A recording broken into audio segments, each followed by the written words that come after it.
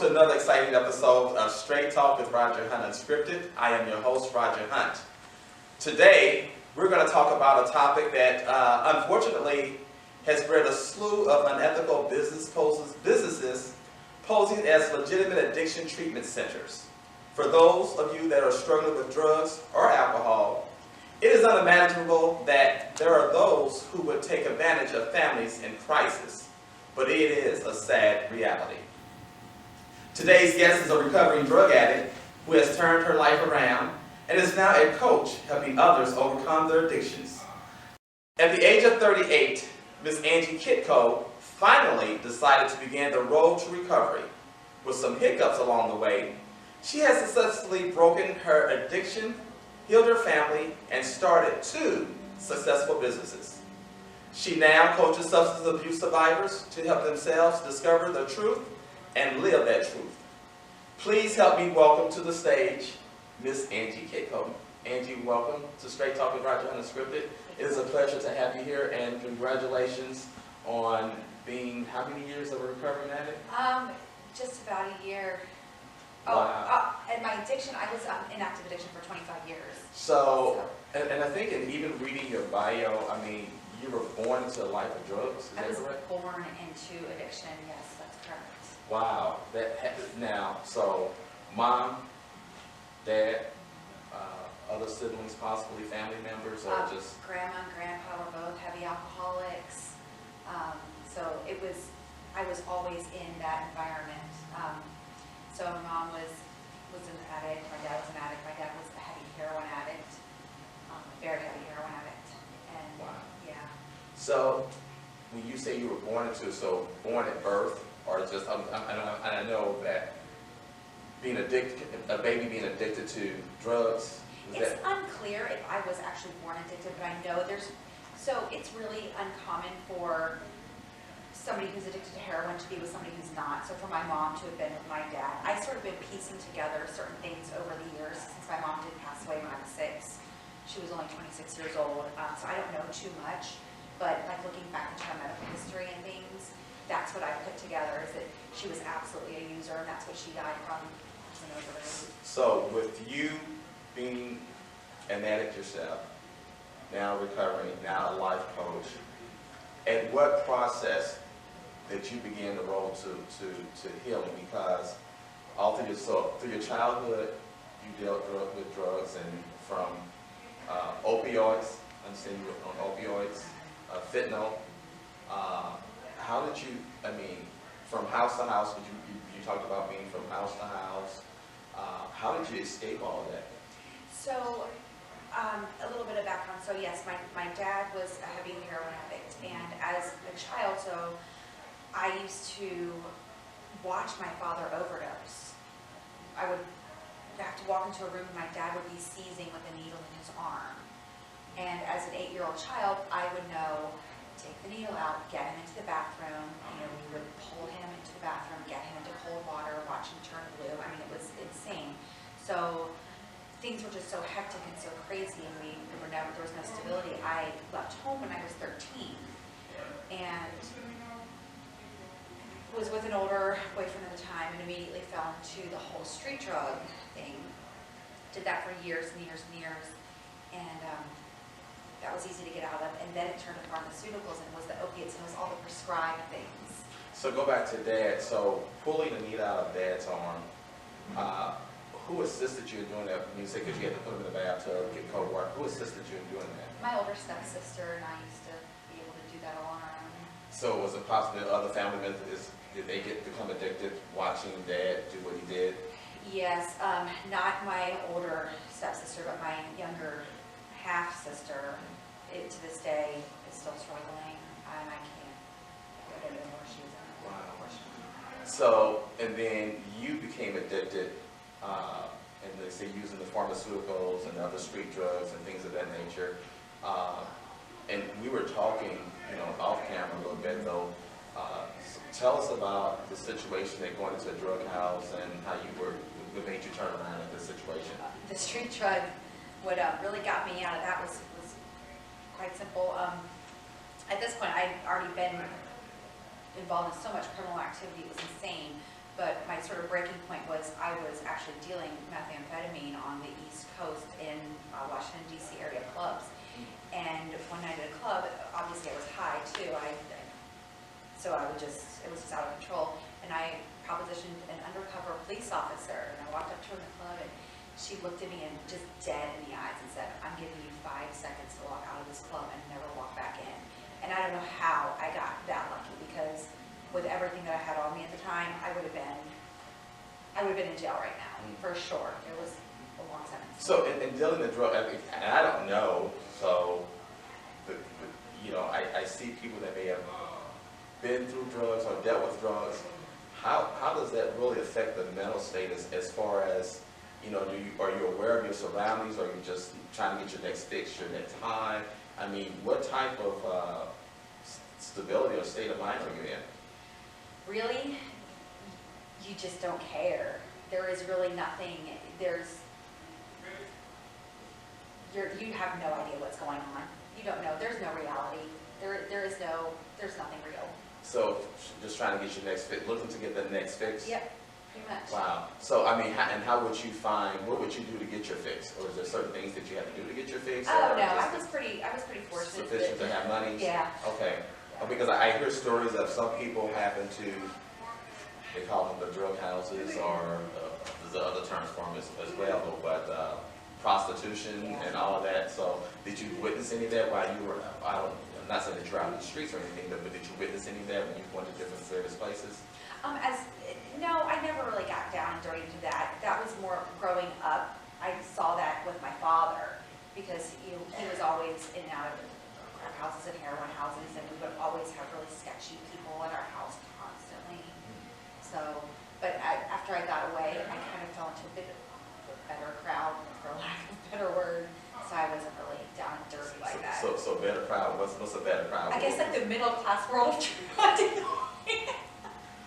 There's some humor in that. But, There is. so a better crowd, so does that mean they had more affluent Yes. users? So it's just suburban, you know, pushers and users and parties and house parties and things of that nature that you end up going to? Exactly. Now, Kids that have money. did you do cocaine?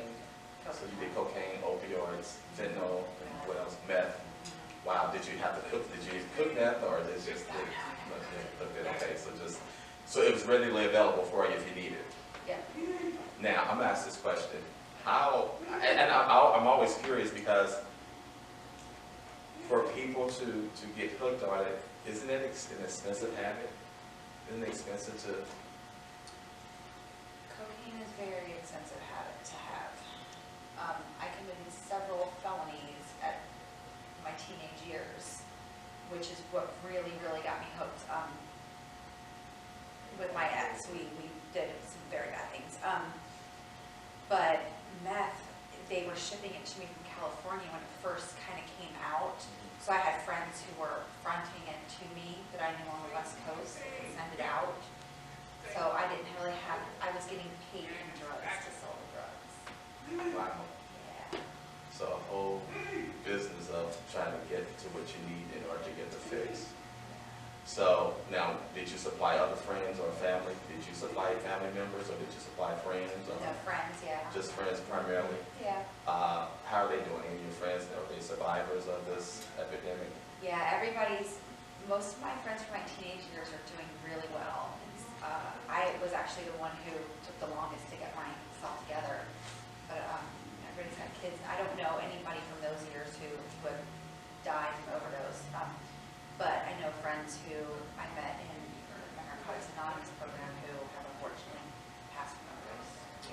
So now, did you go through a drug recovery program yourself? Been through several. I went through a couple of different inpatient rehabs, and I've gone through the Narcotics Anonymous program a couple times. Now, did you ever have a relapse? Did you relapse back into you would go through, but did you relapse? With pharmaceuticals, yes. It was probably about 16 years of being involved in heavy pharmaceutical usage and attempting to get clean, succeeding for maybe 30 days or something, and then relapsing. It was just consistent relapsing for like 16 years. I never could string together any sobriety. Okay, and we're gonna go to the coaching, but what happened to Dad? Did Dad dad actually just passed away this January, and he was an addict up to the day he died. Wow. Yep, 62 or 3 years old, I believe it was. So all the way from your childbirth all the way up to his passing. Yeah, I guess one time he told me that he started using when he was 14. So he lived a rough life. And you were age, when you I was started? 13 when I started 13. drinking and smoking pot, and then Wow. 14, 15 when I started getting along. So the drinking led to, so Angie, we were talking about, all the different ways of, people, or how you got your drugs and everything, and some of the family members. So what's going on with Dad? Is Dad still living or? No, my father actually passed away this January, and he was an addict up to the day he died. He got passed from cancer, but he never got clean. Now, how old was your father when he passed away? I think he was like 62 or 63-ish. And you were involved since you were 13, Dad was 14. Yeah, my dad started, he told me that he got involved when he was about 14 years old Wow. with drugs.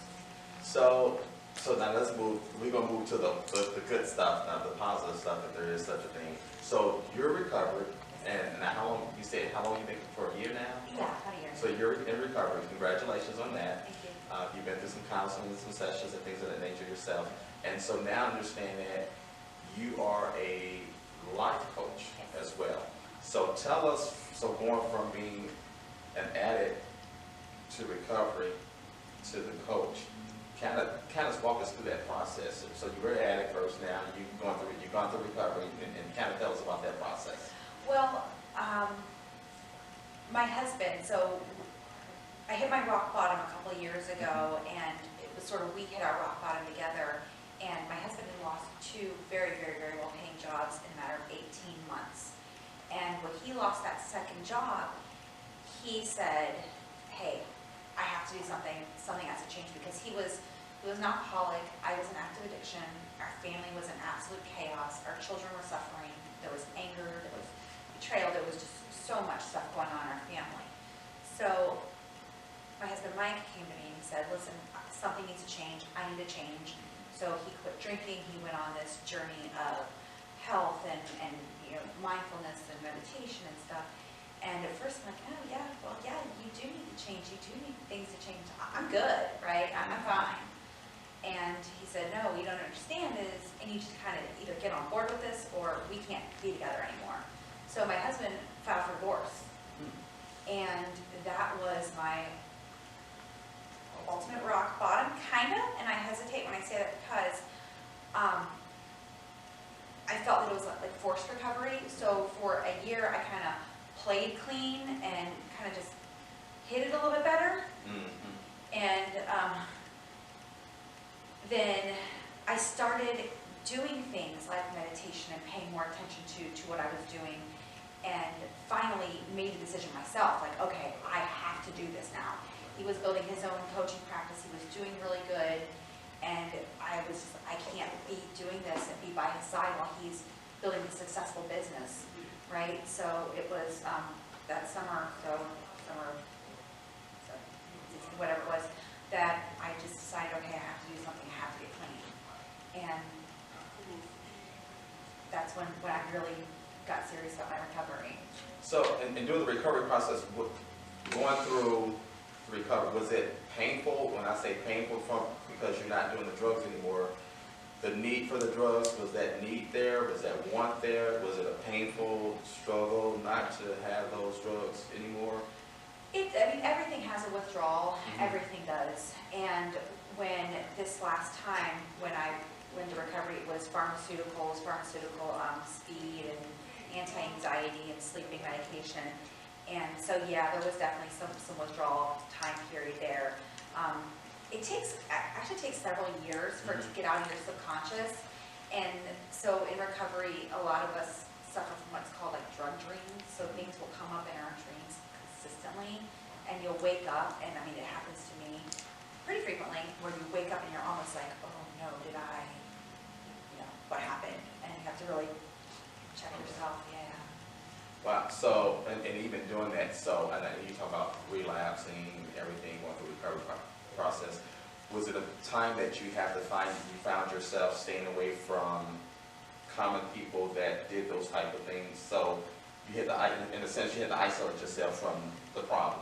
Absolutely. That was really what helped me get into my recovery and stay in my recovery was, number one, I cut out all the toxicity in my life. That included people, that included places, that included television that was toxic, politics, just all kinds of things that were toxic, and taking personal responsibility for my addiction.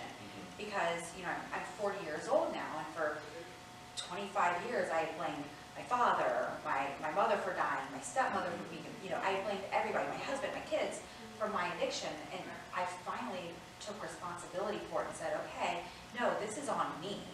This is totally on me. So for recovery, again, congratulations on that. So now you're a coach. You're helping others as well as you're helping yourself through this process. So tell us about the coaching part of it. Who are some of your clients? What are some of the things that you do as a coach in helping others overcome their addiction and through their recovery process as well? So most of my clients are women right now who are typically have been about a year clean or so kind of outgrowing the programs that are kind of there to really help you deal with those building blocks of getting clean, and when they realize that they want more in their life. So what I like to do is every addiction starts with a trauma. It's a fact. Every addiction starts with some trauma. So let's figure out what your trauma is. Let's heal that trauma, and I use different modalities. I have different people that I refer out to for different energy work and sort of things like that to really get in there and heal the subconscious, because it sticks back there. Even if you don't see it every day, it's back there. And then where do you want to be? I don't want to focus on the past. I want to know where do you see yourself in 5 years? And now let's sit down and let's build a plan to get you there. So to me that's the difference in coaching, is that coaches see you into the future versus keeping you. So you're doing very well with everything. You're enjoying life. You and your husband are doing much better. A whole new life that you probably couldn't even imagine. No, we actually, it's so funny because we were just sitting around the other day saying, oh, we cannot believe that this is our life now. We had a neighbor that said that she wouldn't have bet 2 cents on us being together right now. Wow. And to see us completely thriving, and two self-businesses that are booming. Our children are doing phenomenal. Both of our kids have coaches. We both have coaches. You just celebrated an anniversary. We did. Congratulations on that. And now, Angie, tell us, because there may be someone out there that wants to get involved with your organization or Mike's organization. How can they get a hold of you? Say, I want some help. I want to, make a life-changing experience in my life. How can they get a hold of you? Yes. I'm on Facebook, Angie Kitco. I've got my phone number. Angie at angiekitco.com is my email address. I do not have a website yet. MikeKitco.com. Okay. And then we'll post all that information at the end of the show as well.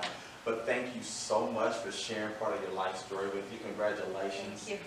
On being in recovery, but also now moving forward with your life and helping others achieve that dream of recovery and the road to recovery. We appreciate it so much. Thanks for having me.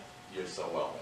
And just so you all know, over 72,000 people have died from drug abuse.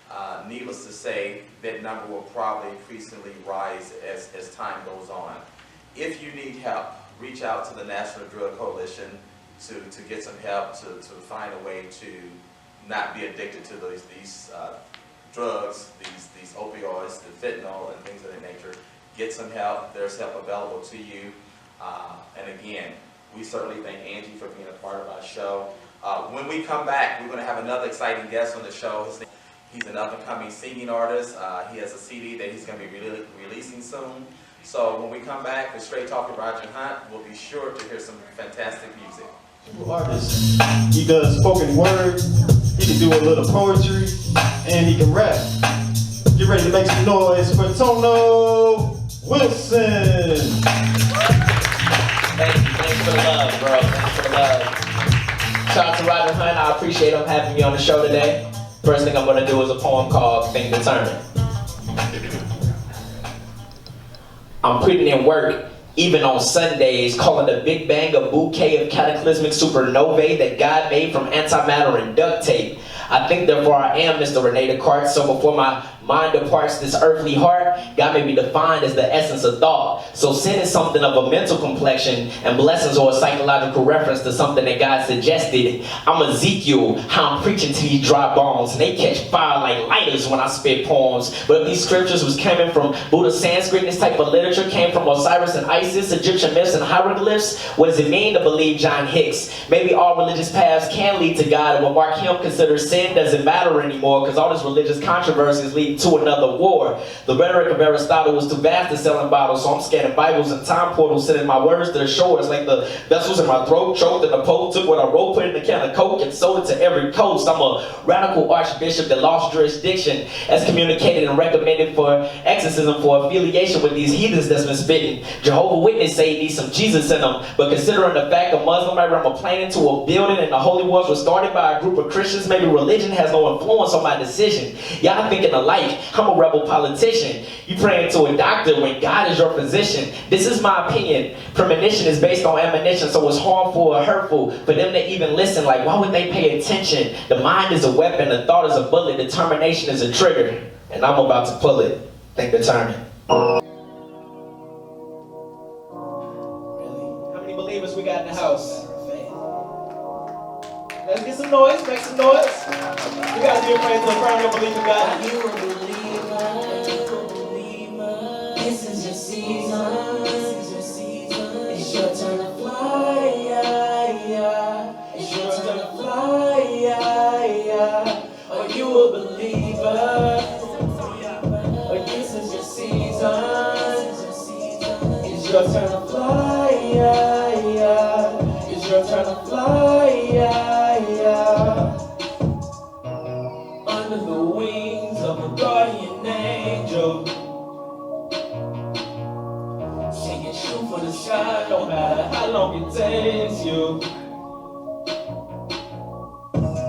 Our souls on cruise control tonight. Yeah. Guess we gon' touch the stars tonight. Yeah.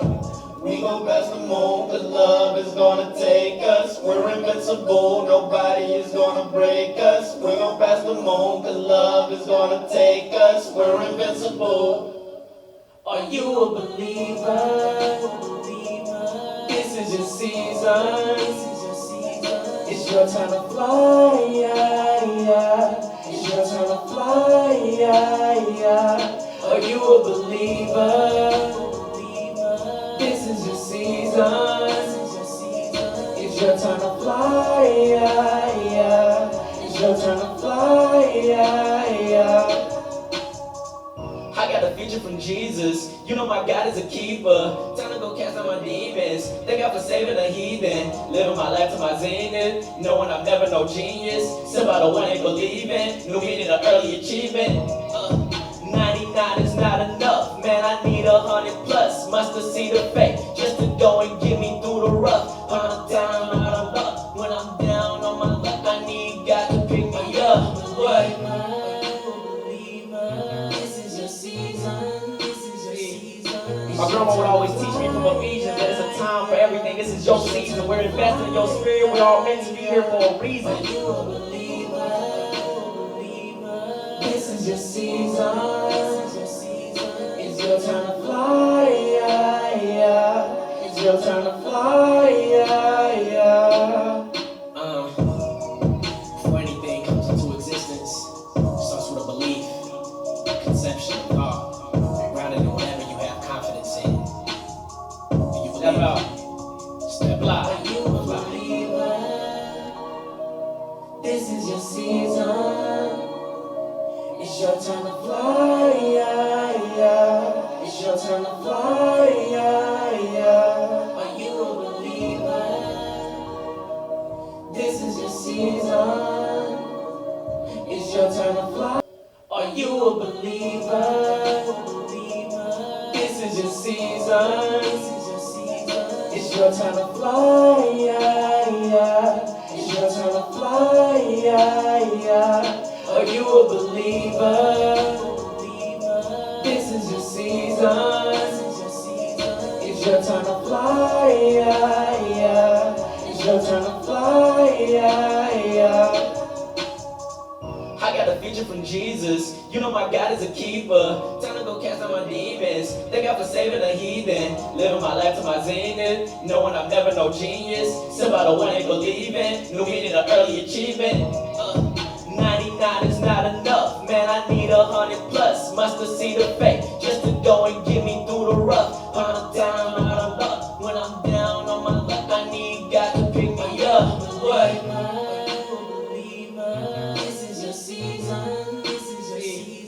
My grandma would always teach me from Ephesians that it's a time for everything. This is your season. We're investing in your spirit. We're all meant to be here for a reason.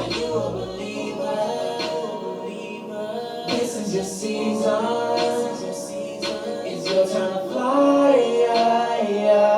It's your time to fly. Before anything comes into existence, it starts with a belief, conception, thought, grounded in whatever you have confidence in. Do you believe? Step out. Step out. Are you a believer? This is your season. It's your time to fly. It's your time to fly. Are you a believer? This is your season. It's your time to fly. It's your time to fly. Let's give it up for Tono Wilson, y'all.